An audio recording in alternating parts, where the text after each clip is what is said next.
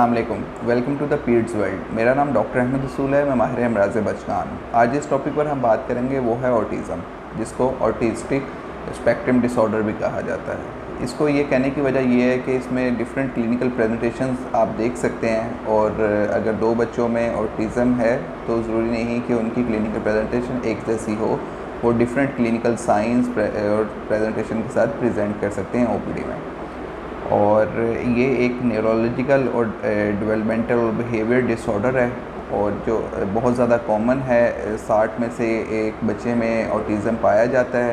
Boys में ratio girls की निस्बतन ज़्यादा है, और अगर आपके एक बच्चे को ऑटिज़म है तो आपके नेक्स्ट चाइल्ड का ऑटिस्टिक होने में परसेंटेज जो है वो 10% है। अब क्लिनिकल बेसिस पर हम ऑटिज़म को दो कैटेगरीज़ में डिवाइड करते हैं। एक तो है सोशल इंटरेक्शन एंड कम्युनिकेशन, और दूसरी बिहेवियर।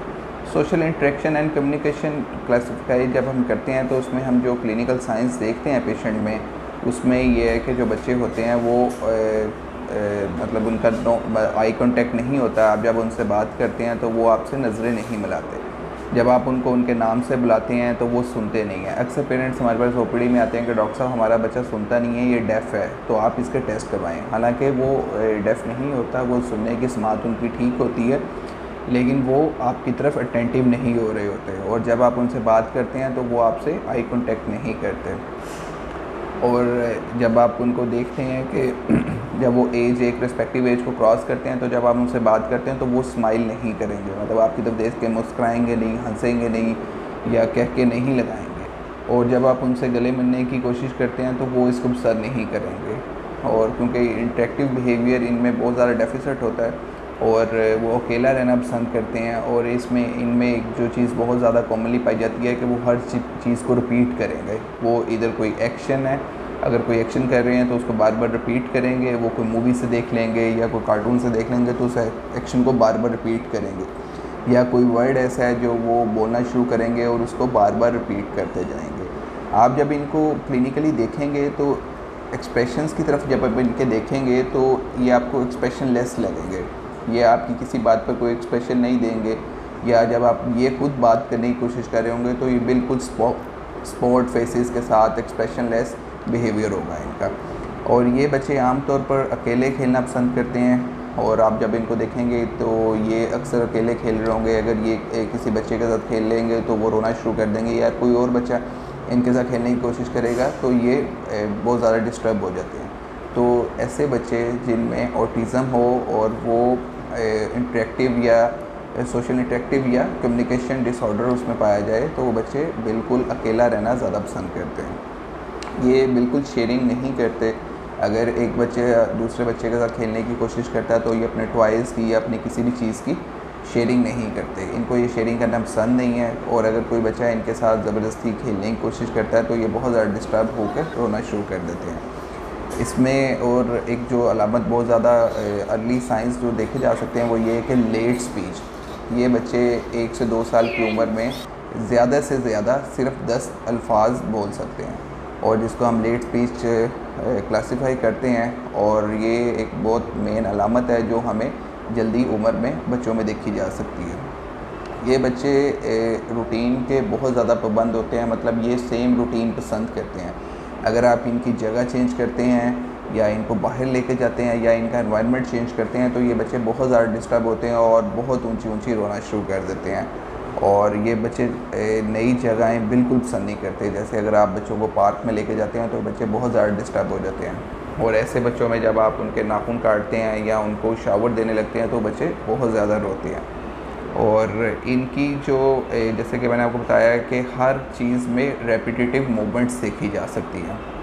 ये बच्चे बहुत ज़्यादा सिलेक्टिव होते हैं। ये फूड सिलेक्टिव बहुत ज़्यादा होते हैं। इनको कुछ चीज़ें ही पसंद आती हैं, और जो चीज़ें इनको पसंद आती हैं ये उनके अलावा दूसरी चीज़ों को पसंद नहीं करते, और सिर्फ वही चीज़ें लेना शुरू करते हैं। ऐसे बच्चे अमूमन ऊंची आवाज़ से बहुत ज़्यादा डर जाते हैं। जैसे ही कोई ऊंची आवाज़ सुनते हैं तो बहुत ज़्यादा रोते हैं।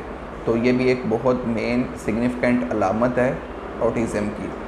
ऐसे बच्चों में जब हम देखते हैं कि बहुत स्टीरियोटाइपिक टाइप ऑफ बिहेवियर होता है उनका, जब इसमें आगे रिसर्च के थ्रू देखा जाता है तो इसकी इसमें कोई ऐसा कॉस्टली फैक्टर नहीं है, लेकिन कई फैक्टर्स हैं जो इसको ट्रिगर करते हैं।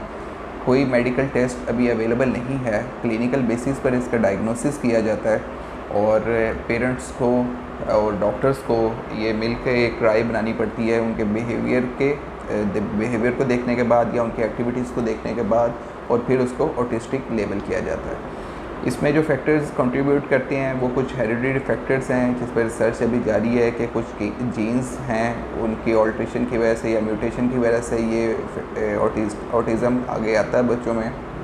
दूसरा कुछ एनवायरमेंटल फैक्टर्स हैं जैसे कि प्री मैच्योरिटी और प्री नेटल जो इन्फेक्शंस हैं वो। इसके बाद हम बात करते हैं कि हम इन बच्चों में इनको कैसे हेल्प आउट कर सकते हैं और इनकी क्या ट्रीटमेंट कर सकते हैं।